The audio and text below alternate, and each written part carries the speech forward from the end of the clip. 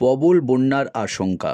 দক্ষিণবঙ্গ জুড়ে বর্ষা নামলে আতঙ্কে থাকে বানভাসী মনসুকার মানুষজন। প্রবল নিম্নচাপ ও ডিভিসিতে জল ছাড়ার ফলে প্রবল জলোচ্ছ্বাসে ফুঁসছে ঝুমি নদী, হু হু করে বাড়ছে জলস্তর।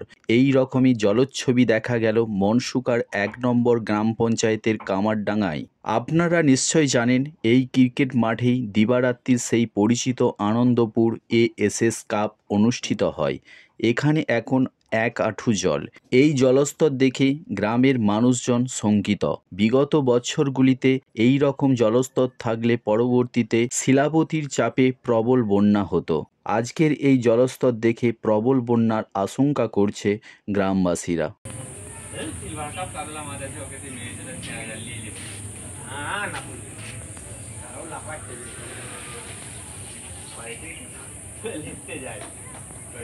খেলাগুলো ছেড়ে দিলেই বা